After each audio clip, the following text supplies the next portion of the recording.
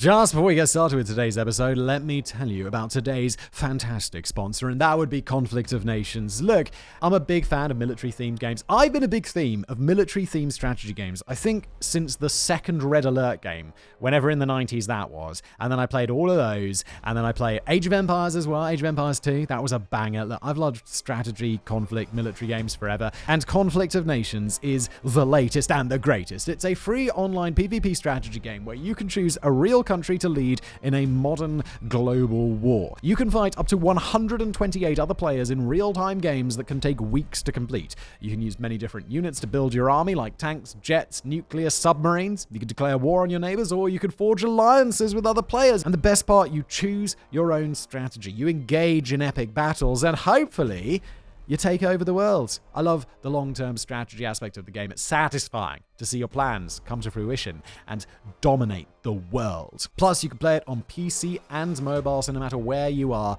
you can continue your domineering takeover of the world. And don't forget, if you sign up using the link in the description below, you'll get 13,000 gold and a month of premium subscription for free. But hurry, because the offer's only available for 30 days, so don't waste any time. If you're a fan of strategy games, you'll love it. And now today's episode. Hello everybody, welcome back to another episode of the Casual Criminalist. As always, I'm your host Simon. Welcome to the show. Thank you, Kevin, who wrote today's episode. It's the pusher, the Canal killer of Manchester. I went to Manchester once, for like a day. Fascinating story, Simon. Why don't you just jump into what people are actually here to see? And that is an episode of True Crime. Let's go.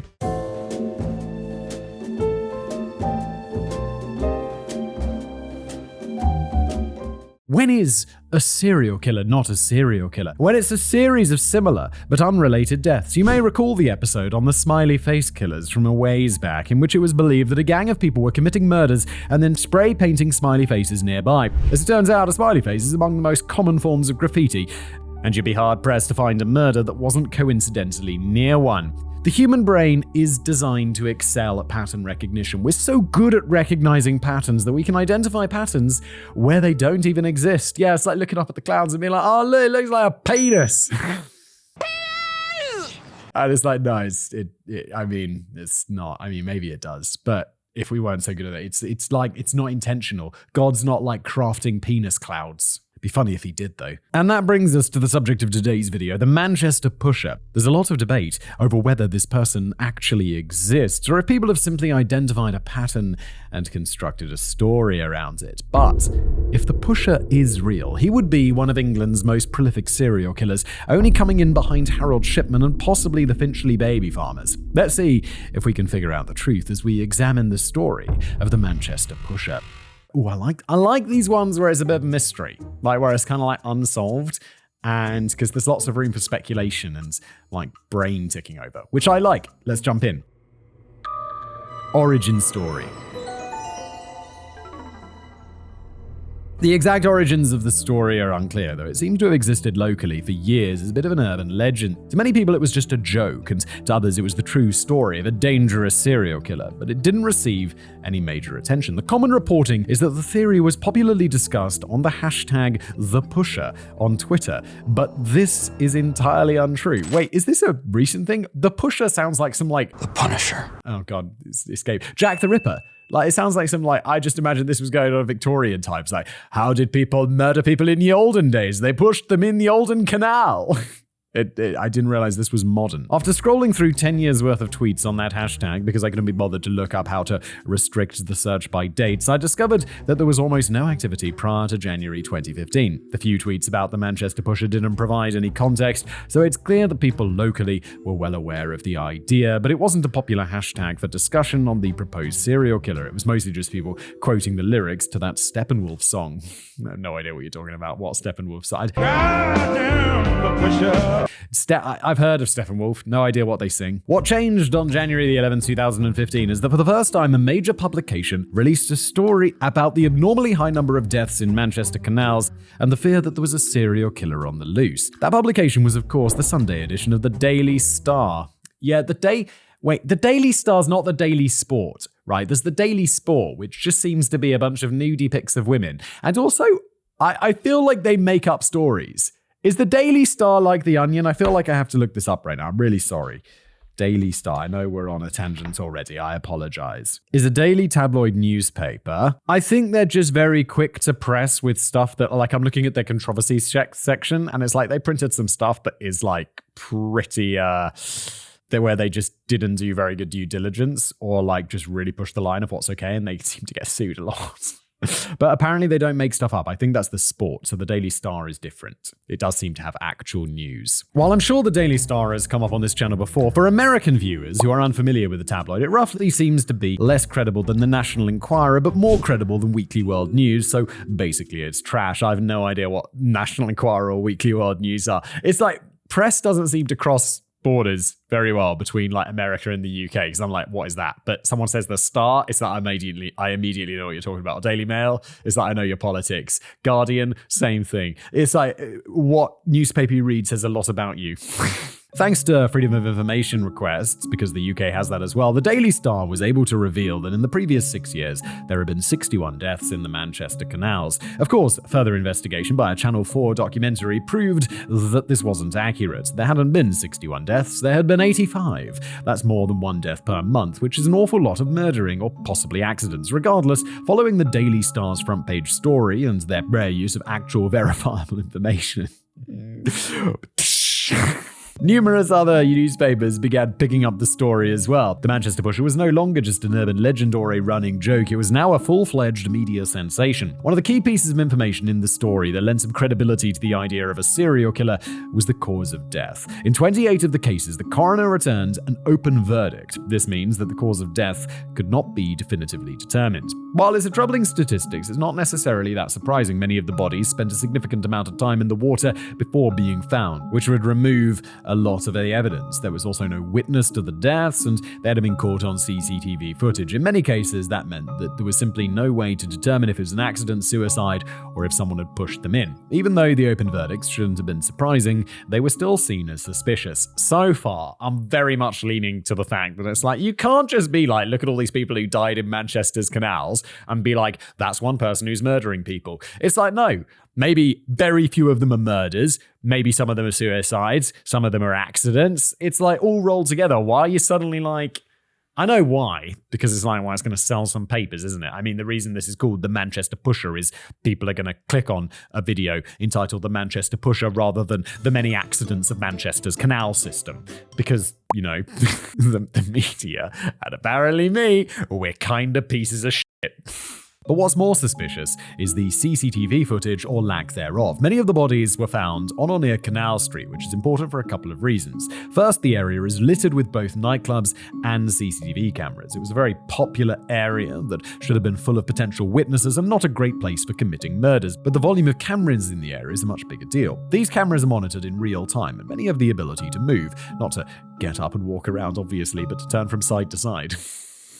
Thanks for that clarification, Kevin. It's not ridiculous. It's very necessary. I don't think anybody was possibly wondering about that. Despite the cameras, the generally high traffic, and the disproportionately high presence of police in the area to keep people safe, none of the victims were seen entering the water. Out of all 85 bodies pulled out of the canal, not a single one had been captured entering the water on CCTV. That's incredibly noteworthy, but still not a smoking gun. One of the reasons these cameras are monitored is that so if someone is seen falling into the canals, they can receive help before it's too late. The waters are incredibly cold and can quickly result in shock and drowning, even from a person who is otherwise fine before entering the water. If the cameras caught someone falling in, they would ideally notify police who would go to rescue the person. Likewise, if there were witnesses to such an event, hopefully the witness would pull the person from the water. So while it makes sense that the people who died are the ones who nobody saw enter the water, it's still an awful lot of people to dodge the high number of CCTV cameras in the area. Again, like right now, I'm like, okay, it's suspicious, but as Kevin says, it's definitely not a smoking gun, is it? The other reason Canal Street was seen as important is because it's a vital part of what is referred to as Manchester's gay village. Because of this, there initially was speculation that the pusher was specifically targeting homosexual men. While some of this speculation persists, it has largely been discredited. Although the alleged serial killer is referred to as the Manchester Pusher, the bodies in the canals were found in the entire Greater Manchester area, not just near Canal Street. While a meaningful amount of the victims were likely to have entered the water near one of the gay clubs on Canal Street, it's not even close to the majority of people they found. This larger area in which the bodies were found also includes sections that aren't nearly as well covered by CCTV, some of which are even underground and unlit. So far, it all sounds a bit coincidental. Yeah, agreed, the CCTV thing, it's like, yeah, I'll write that off as mostly a coincidence, no worries. There is absolutely no way that all 85 deaths were the result of murder, though few people would agree that it was even close to that many. But what about the 28 open verdicts? Were these all accidents that simply couldn't be identified by the coroner due to lack of evidence, or was there something more going on here? There are a few victims in particular that draw most attention as being likely candidates for murder. Yeah, I think some probably are murder. It's a lot of people. There's like suicides, there's accidents, probably a couple of murders thrown in as well. Why not? I mean, statistically, I don't know what exactly the stats are of like suicide versus murder versus accident. Murder's obviously very, very low, but there's still going to be some murderiness going on. The Cyclist.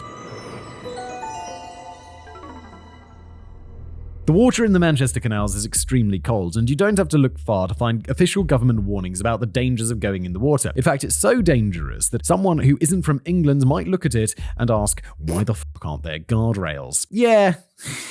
I don't know, it's like, yeah, guardrails just don't go near the water. But yeah, there could be more guardrails, I guess, in England. Or like in general in Europe. I don't know how it is in America. Do you have guardrails on everything? I feel like people sue each other a lot more in America, so there's probably like more incentive for guardrails so people don't fall off shit and then like mildly hurt themselves and then just have a go at a lawsuit. So maybe that's the reason? I don't know, I don't really have a good comparison. Maybe Kevin's just like, why the f*** aren't there guardrails? For anyone unfamiliar with the setup of these canals, you have a narrowish sidewalk running alongside the canal. It's normally only about an 8-inch drop to the water, so a person should theoretically be able to climb out. But there are small sections where the drop becomes as much as 8 feet. I'm told that at night the water is so dark that it just looks like a street, and a drunk person could walk into it, not realizing it was the water. But the most notable part is that there are giant sections with absolutely no guardrail at all. Many of the areas that do have guardrails are weak and offer little protection, while I even saw some areas where the barrier between the sidewalk and the canal is only a couple of inches off the ground, making it a tripping hazard rather than a form of protection. You put a guardrail, it's like, wait, you put in a guardrail, but it's just tripping people into the river. What have you done? Anyway, even with how cold the water is, a person could climb out of the water in most locations so long as they didn't succumb to shock. Pushing somebody in wouldn't be the most reliable means of committing murder, so surely there must be survivors of the pusher, right? To date, there is exactly one person who claims to have survived a brush with the pusher back in April of 2018. Yeah, this is one thing I was thinking. It's like, sure, there's no CCTV footage, but someone just pushes you in a canal.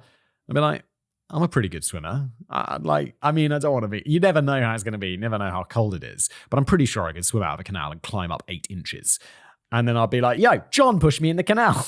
It was around 10 p.m. when a man was cycling home from work. That's when he saw a figure out of the corner of his eye. The man clotheslined him, catching the cyclist directly in the neck with his arm and sending him toppling into the canal, bicycle and all. What a fucking psycho. The cyclist's legs were tangled up in the bike, and as he tried to pull himself out of the water, the man kicked him back in. The man then fled, and the cyclist was able to pull himself from the water. He then went to a nearby gym to call 999 since the water had destroyed his cell phone. The cyclist described his attacker as a white male, average build, normal hair, aged 20 to 40. Hello, I was pushed into the river by the most generic man that has ever lived.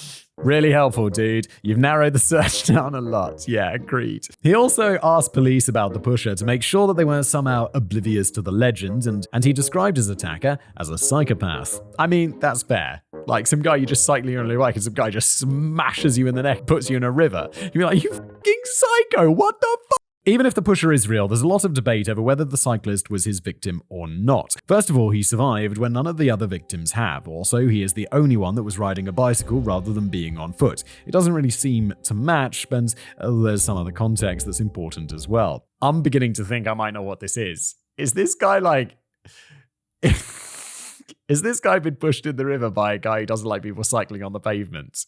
Like, because I don't know how it is like elsewhere, but you can't cycle on the pavement in the UK. You have to cycle on the road. It's like, I'm sure it's some like traffic offense or whatever. I can imagine that these like pathways by the river are not cycle paths. You can cycle on cycle paths, obviously. And so this dude's just really pissed off with a cyclist cycling on the pavement. So he's just fucking clotheslined him, which makes him a total psycho. I mean, I was having a chat with a mate of mine, and he's like, no, I'll just have a little shout at people sometimes. And he was saying like he was taking for his kids for a walk, and there was like this Sorry, this is a total tangent, but he's on like a footpath, and there's a clear sign saying, and it's on a golf course, and he's saying there's a clear sign saying that the golfers have to like let people pass on the footpath.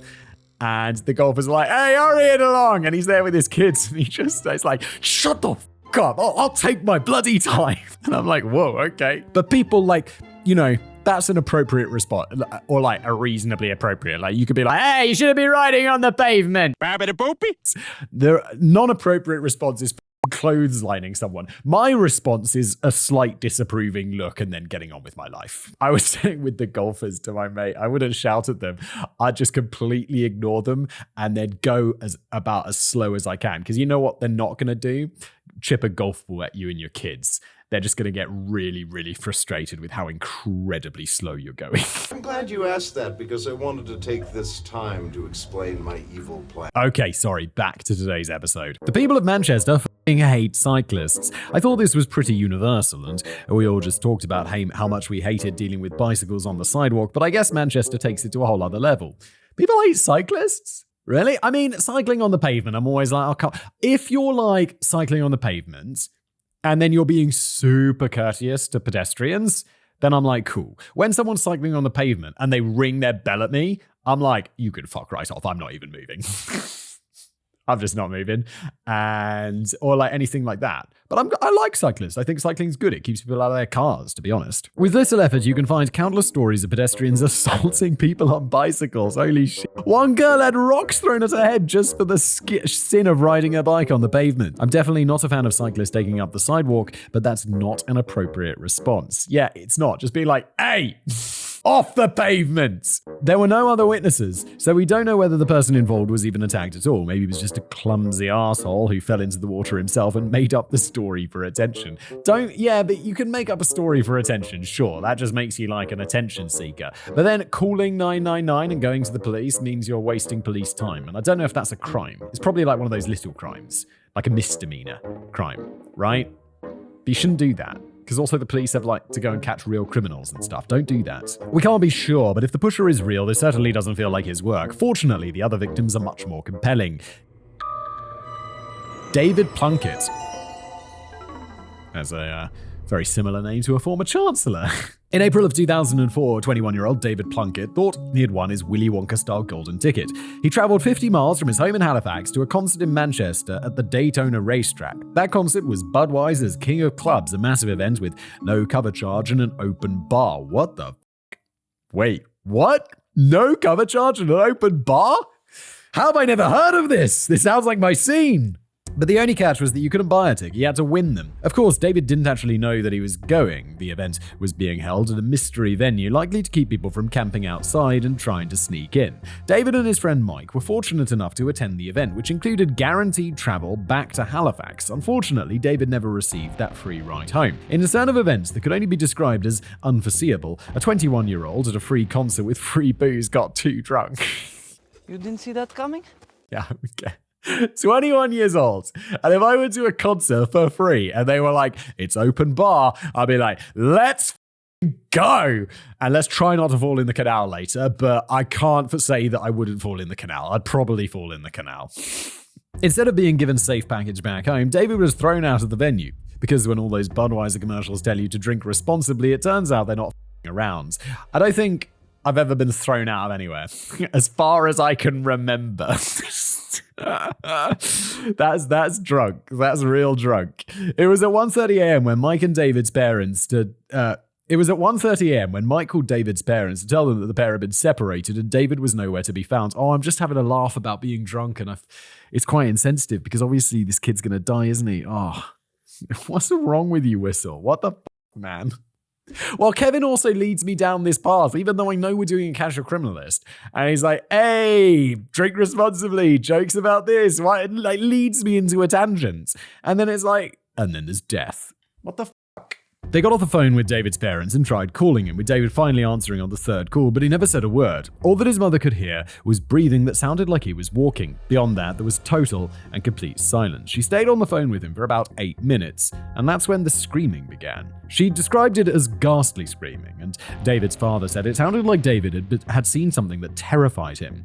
Ooh, that shivers down the spine, isn't it? When the howls and screams began, his mother handed the phone to his father and dialed 999. The Greater Manchester police officer who answered the phone was able to hear the screams, but the call wasn't recorded. She said that the recording device had failed to work, but wound up resigning in shame following the incident. Oh, it's not your fault that the recording device didn't work. According to the police officer, David's screams were distressing, and in a later interview, she said that the incident still haunted her over a decade later. With every new report of a body found in the canal, she became more and more convinced that it was the act of a serial killer. However, the official report said something entirely different. It took 2 weeks after David's disappearance for his body to be found, but this was not one of those open verdicts. The death was ruled to be an accident. For many people, including David's parents, this answer wasn't satisfactory. Yeah, why was he screaming so much? Why had David not spoken on the phone? What caused him to scream? And if he fell into the water, why wasn't there the sound of a splash? After the screaming had ended, his parents stayed on the phone with him until 4:30 a.m. when his phone died. But in all that time, there was just total silence. In 2016, a year after the Daily Star had put the Manchester pusher in the national worldwide spotlight, Channel 4 ran a documentary called Manchester's Serial Killer? In which they investigated the suspicious deaths, including David's. The documentary followed former homicide detective Tony Blockley as he investigated these deaths, and he absolutely did not believe that David's death was an accident. Yeah, me neither. It sounds... The phone thing, the walking along with the phone, and after answering the call, it could be just like, maybe he's just mega drunk and he's like answered the phone by accident and then put it in his pocket or something. Like, you could be like, oh, my mum's calling me. I shouldn't answer that. But then you answer and put it in your pocket or something. I could definitely see myself doing that. And then just like, as you're walking. But then the screams are like, something's up, right? Aside from everything that happened on the phone, there was also the matter of the cuts on David's head and arms. The coroner ruled that these happened when he fell into the canal. Where was the splash? There was no sound of him falling into the canal. But Blockley believed they were most likely defensive wounds from some sort of struggle. Unfortunately, nearly 20 years later, there isn't going to be new evidence in this case, so we may never know the full details. However, on that one, I'm like, well, one's a coroner, one's a detective. The coroner is a guy who looks at bodies and determines what injuries happened. So I'm inclined to believe him rather than the detective, although I'm still like, there's definitely something weird going on here. Nathan Tomlinson. Nathan Tomlinson was a 21-year-old student studying to be a gym teacher. On December the 17th, 2010, he went to the Mitre Bar in the centre of Manchester for a work Christmas party. At one point during the evening, he received a text from his family. It was a snowy, treacherous night, and they wanted to make sure Nathan didn't drink too much and would be safe. He assured his family that he was pacing himself and drinking shandy. For those unfamiliar, which included me until about 5 minutes ago, shandy is beer watered down with something non-alcoholic, normally lemonade. You don't know shandy in America? It's like you have like maybe a fifth or a quarter beer and then you have it with the rest is lemonade. It's nice. It's like what kids drink. Or like, you know, when your parents are having a beer and you're a teenager and they'll be like, you can have a shandy. And then you can have, there's also something called a turbo shandy, which is like half beer and half lemonade. And then there's something called a lager tops, which is where you just have beer and you top it up with a little bit of lemonade. All of them are quite delicious, or at least I remember them being quite delicious. Maybe I'll have a shandy tonight. Like nice diet lemonade and some beer. That could be tasty. I think I might actually do that if the weather's good. Fascinating tangent, Simon. Thank you. Of course, people say lots of things, especially to their families. Was Nathan actually pacing himself? There's no real way to be certain, but I'm inclined to think not. Yeah. Again, like absolutely a conversation I'd have. I don't think my parents would ever phone to check on me when I was out at the pub. But they'd be like, you pacing yourself? You're like, yes, Mum, absolutely pacing myself. Woo! He left the bar at about 10:15 p.m. after being slapped across the face by an unidentified woman. Get the feeling he wasn't pacing himself, was he? I don't know what precipitated that event, but I'm going to go out on a limb and assume that he deserved it. I think it's also fair to assume that most guys who were trying to pace their intake of alcohol aren't going to do something that would result in them getting slapped, especially at a work function. Oh my God, that's going to be uncomfortable. It's not like you're hanging out with your mates and you do something embarrassing. It's you're there with your colleagues and probably your boss.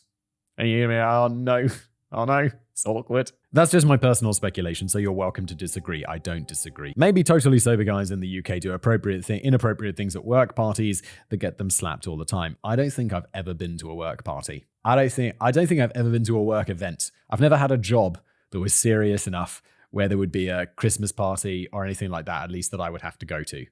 I'd always be too junior in the organization or it would just not be a thing. And honestly, I'm pretty happy about that because, look, when I hang out with people, they're people I choose to hang out with. They're called my friends. They're not like random colleagues they're forced to sit in an office with. Upon leaving the bar, Nathan was picked up by CCTV footage. He was seen exiting the bar and crossing the street. But then it's kind of anyone's guess. Like I said, it was a crappy snowy day, so visibility from the cameras wasn't great. They were definitely following somebody, but were they following Nathan? Wait, who was following him? Did I miss something? He's being followed? That part isn't so clear. He was taking quite a bit of a detour rather than heading directly home as if he was lost and trying to figure out the way. Wait, what's following? I'm confused. Nathan's just on his way home. And also, he's like lost in his own town.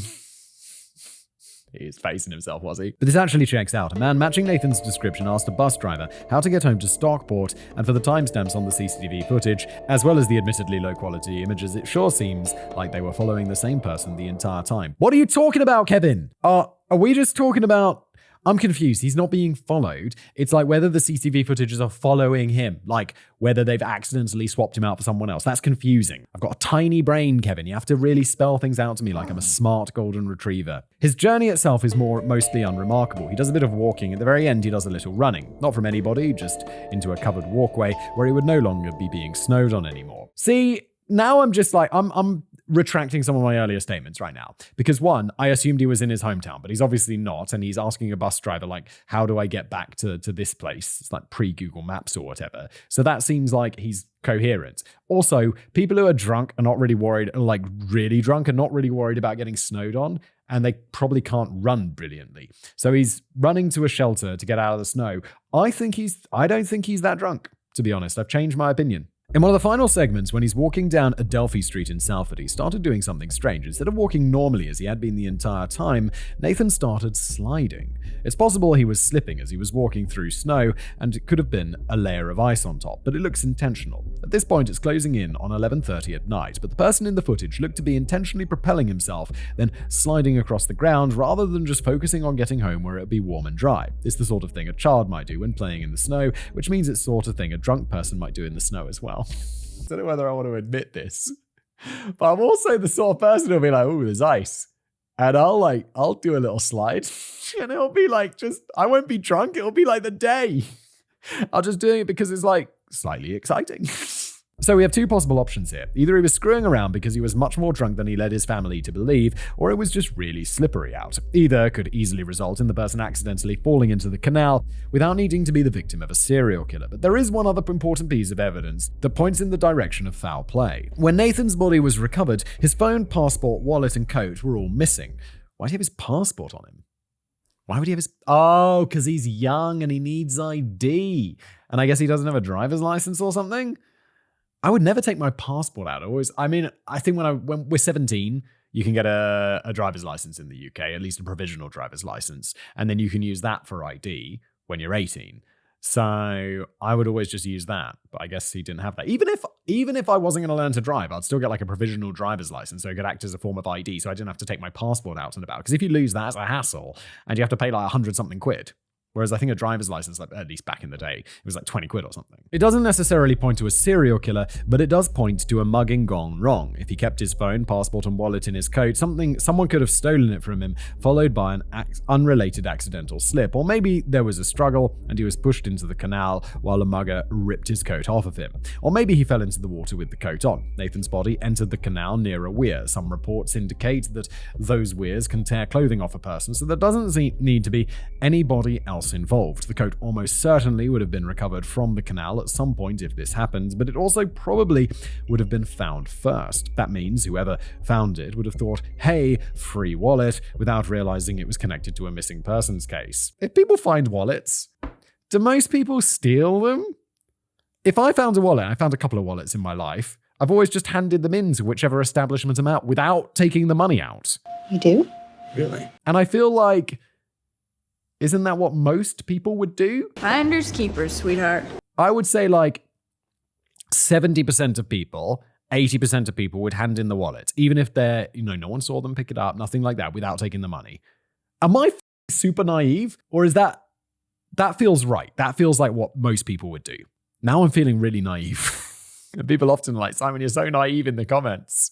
And now I feel like this is one of those naive things. Thank you very much. It was lovely. Considering I still don't fully understand what a weir is or how it could remove clothing, I can't say how likely a possibility that is. It's allegedly a reasonable explanation, though in this case a mugging gone wrong sure seems pretty reasonable as well. They both seem super reasonable, and they both are not serial killers. It doesn't help the police were criticized for their handling of the case. It wasn't until 4 days after he disappeared that Nathan's status was upgraded from low risk, despite having disappeared while on foot by the canals in treacherous weather conditions. When the initial missing person report came in, the police were operating under the assumption that he had left the bar with a girl and was enjoying some cuddle time. This was easily refuted by the CCTV footage of him leaving the bar alone, not to mention that it's kind of hard to pull after the entire bar sees another girl slap you. While the police response is a little more than disappointing, it wasn't going to change the outcome. Nathan would have been dead within minutes of entering the water, so all they could have hoped for was to find the body more quickly.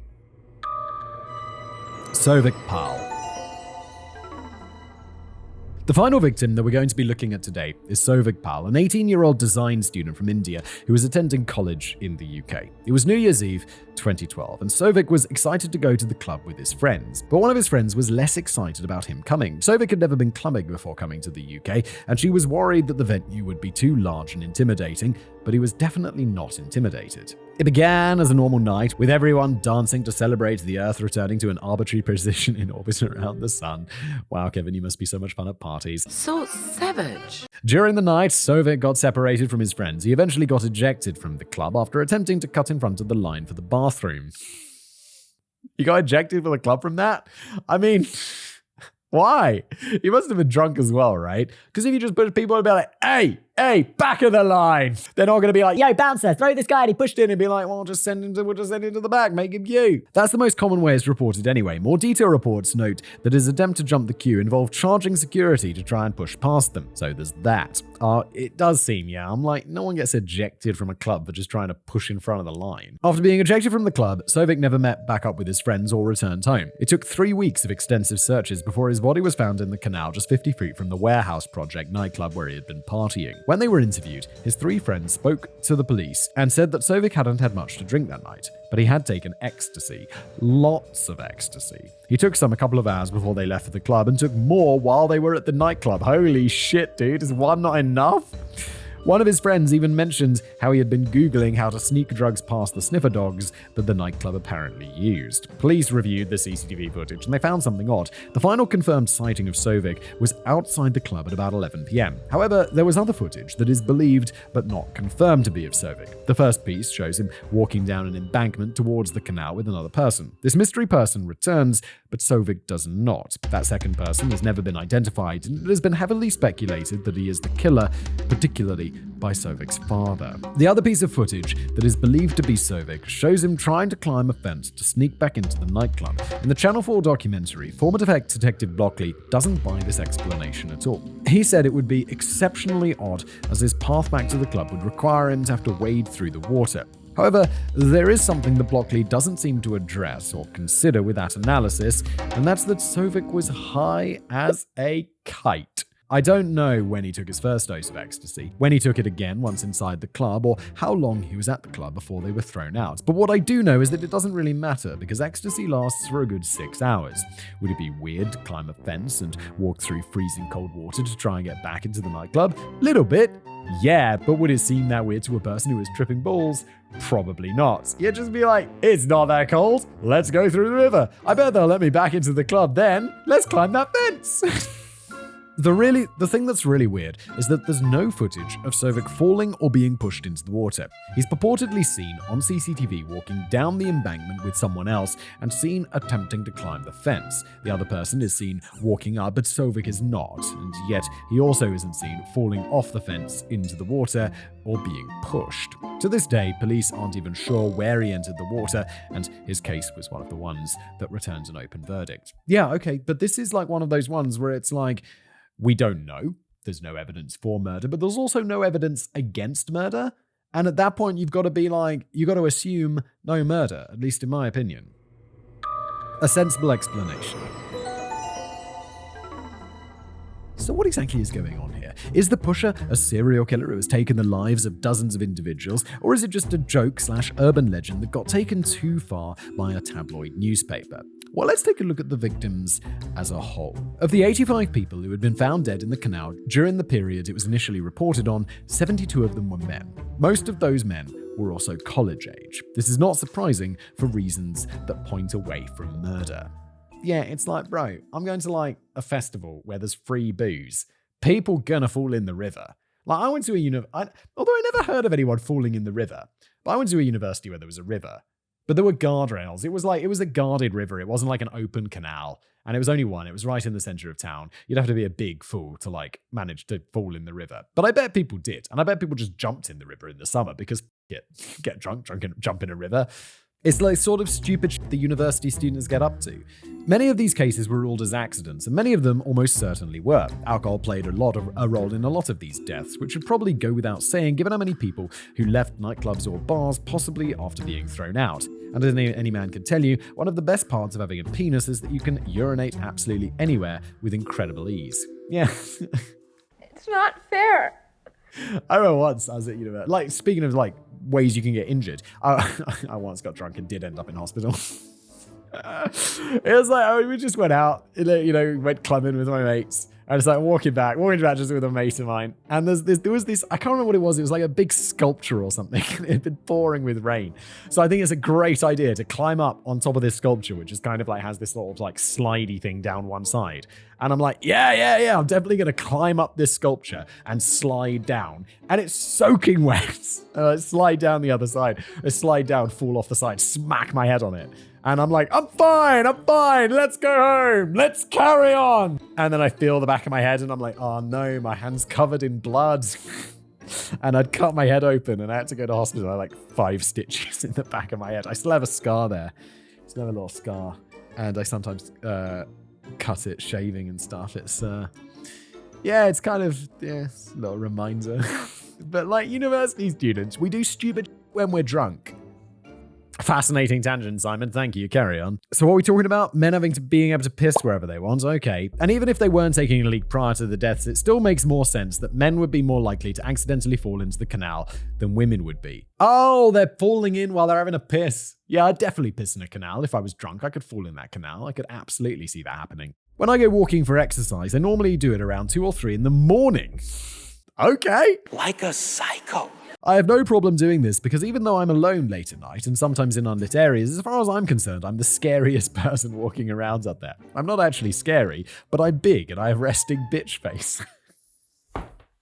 I have no idea. I've never met Kevin. I have no idea how big he is. So I suspect any would-be attacker would opt for a different target. But women don't think that way, and rightfully so, especially since they're far more likely to be chosen as target. Women generally have the good sense not to travel alone at night, which would make them far less likely to be the ones winding up in the canal. If the pusher was real, he would prefer to target someone alone. If these are accidental deaths, having someone with you means there's someone to help get you out of the water. Given this, is it possible that all of these deaths were just accidents, a bunch of mostly men who got too drunk and fell into the canals while walking alone? Well, look, probably not. Many of the bodies found in the canal did not have their wallets, which meant there's a good chance that at least some of these people died as a result of a mugging gone wrong. And a mugging gone wrong where you kill someone is also called a fucking murder. Even taking into account the weir thing that I still don't fully understand, it's just a weir. Do you not have weirs in America? It's like just this like tumbling water that goes down instead of like having a lock. It's not can't be a uniquely British thing. Let me look up weir. Weir is a barrier across the width of a river that alters the flow characteristics of water and usually results in a change to the height of the river level. It doesn't say anything about it being British. It's a weir. Also, at least some of the people must have kept their wallet in their pants instead of their jackets. Of course, that still doesn't point to a serial killer. It points to a bunch of potentially unrelated incidents, but not to a serial killer exactly. There are sections of the canal with underground walkways that are completely unlit. These would be the perfect location to rob somebody, and I'm sure lots of people have had that idea. It could be unrelated criminals or some sort of roving gang, but it's a reasonable explanation for some of the victims. Yeah, I've never been a victim of any like violent crime. I've never been mugged. I've never been attacked. Knock wood. I've never done any of this. And I feel like I've walked through some sketchy parts. I used to live in a pretty sketchy part of London. I mean, like, I don't know. And I'm not a giant dude. I'm like 5'11". I guess I'm not exactly the best mugging target ever. But people, I would be if people knew that. I'd just be like, take it. I'm so sorry, please. Do you want something else? Should we go to a cash machine? However, police actually disagree with this and claim that these muggings are extremely rare.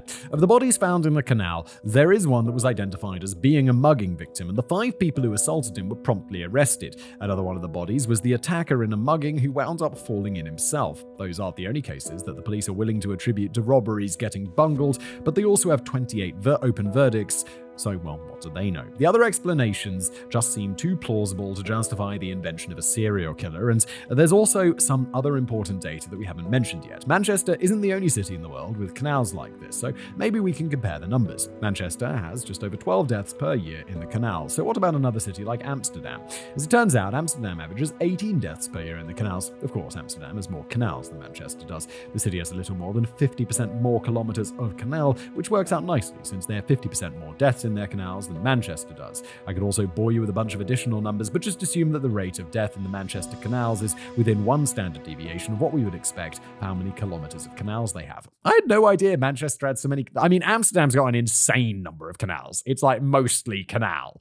I didn't realize Manchester had half the number of canals Amsterdam had. That seems quite nice. And in all the places that have these canal deaths, there is one common thread. It's predominantly young, drunk men who are dying.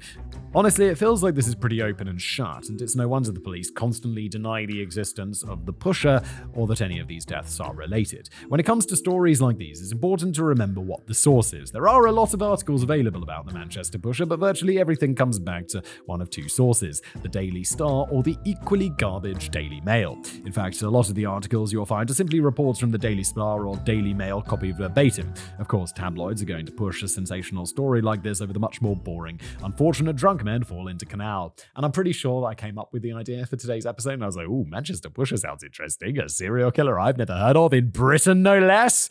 And then I even remember this now. Kevin wrote to me and was like, Simon, the Manchester pusher's not real. I was like, what do you mean? And he's like, oh, it's just from this. And I'm like, well, that sounds like a good thing to explore anyway. So here we are. And here we are. What do you mean? It's wonderful. The problem with this is that obviously they're going to emphasize unimportant details or omit things that damage their narrative. For example, there have been hundreds of articles posted about David Plunkett since the Pusher story made news in 2015. They all say he got separated from his friends at a concert, but it was only a tiny article from the BBC in 2005 that mentioned he was thrown out of the venue for being too drunk. The article had quotes from his parents confirming that piece of information, and they even explained that they weren't going to sue Budweiser for his death. The short answer to that is because this didn't happen in America. That wasn't their answer, it's just the real answer. I don't know, we're not completely non-litigious. I do think that would be a lawsuit that would go absolutely nowhere in the UK. And I imagine it would also go nowhere in America, surely. It's a bit, Budweiser invites you to somewhere and there's an open bar. That would be like, okay, so you went to a wedding and the bride and groom had an open bar wedding and someone gets too drunk and drowns in a lake. And then they sue you for having an open bar. It's absurd.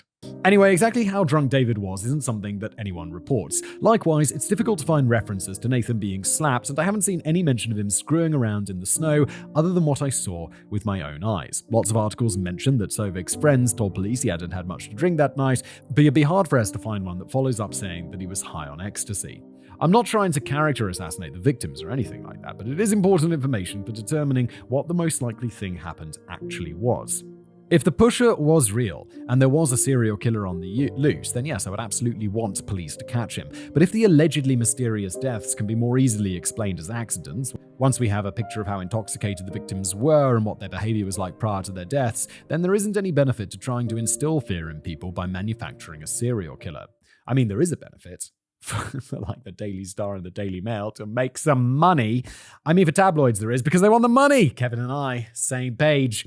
But the rest of us should try to do better, I think. Maybe I'm wrong on this one, and Live Simon will come back to me with a watch time analysis, give me a proper scolding for not pushing the conspiracy narrative harder. No, I'll never be one to do this. And I know, because I see videos out there, and there's gonna, you YouTube search this, and there's gonna be, the Manchester pusher, the serial killer crime that was never solved. And you'll click on it and it'll just be an hour of like, the serial killer is real, based on the Daily Star that wrote this. And it's like, yeah, because it's like really compelling. And it's like, oh my God, how fascinating. And it's less interesting when it's not real. And this video will have less views. But I'd rather be honest and have less views, to be honest. But of all these cases, the one that still bothers me is David's. The phone call is just so bizarre and it doesn't really make sense. Drunk people can still talk, even if what they say isn't necessarily coherent. My initial assumption was that maybe his attacker was right next to him and he kept the phone in his pocket when he answered to make it stop ringing. But his mother could hear him breathing on the phone, so it couldn't have been in his pocket. And then there was the screaming. I don't have any rational explanation for this, and it's odd to me that the case was ruled an accidental death rather than returning an open verdict. Yeah, you were also very willing, the coroner, to return all these open verdicts, and then this one you're like, nah, it's an accident. And it's like, this is the one that is really suspicious. It's completely bizarre, and even the pusher isn't a good explanation for it, as an encounter with the pusher sounds like it would have been extremely brief. If it was just testimony from his mother, then maybe I could justify it as her mishearing or something. But the mother, father, and the police officer who answered 999 all heard David's screams. I don't even have a guess as to what happened to him, but I'm willing to rule out an accident. Yeah, me too. That is suspicious, and I don't know what happened to him, and I think it's a bit irresponsible that they closed it as an accidental death when clearly there was something else going on there. The Manchester pusher has gone from a joke to an urban legend to a media sensation, and all the evidence and logical reasoning tells us that no such serial killer exists. It's unlikely that all these deaths were purely accidental, but it's even less likely that the ones that remain were the work of a single serial killer, which means it would be the perfect crime. Think about it. Oh, come on. Now we are getting conspiratorial. It's known that people accidentally fall into canals with some regularity, so would it really be that hard to push someone in and get away with it? As long as you know how to avoid the CCTV cameras, it should be pretty trivial. Just picture yourself walking along the narrow sidewalk by the canal, you reach a secluded area, and when some drunken sod has stopped to take a leak on their way home, you pass them. You just reach out your arm and give them a little shove. You'd never even break your stride because you know that the person is too drunk to escape from the icy water, so there's no need to stay and make sure that the job is done. It'd be so easy to do and just as easy to get away with. Perhaps the greatest trick the pusher ever pulled was convincing the world that he didn't exist. Or maybe he really doesn't exist and it's mostly accidents with a few unrelated acts of violence. It's probably the last one. Yeah, I'm with you, Kevin, 100%. It's the last one. Though the confidence with which I'm willing to declare that only furthers my belief that it would be very easy for someone to actually become the pusher if they wanted to. Don't encourage people to become the pusher, Kevin. But even if one or two murders have been committed this way, based on the relative numbers from other cities with canals, it doesn't seem like there's a genuine serial killer at large. Well, Kevin, unless all of those other cities with canals also have their own individual pusher. Maybe pushers are everywhere. I'd like to end this episode with an open letter to the cities of Manchester, Birmingham, and Amsterdam, and anywhere else where this is a problem. Dear City Council, build some barriers or guardrails along your canals. And I mean real ones, not a little rope that's 6 inches off the ground. Seriously, you have tons of people dying in your canals every year. I'm sure the taxpayers would be willing to pay the additional one-time fee of like 50 cents to build some proper protection. Drunk people are idiots too, so you should probably build them at least 6 feet high so you can't easily hop over them.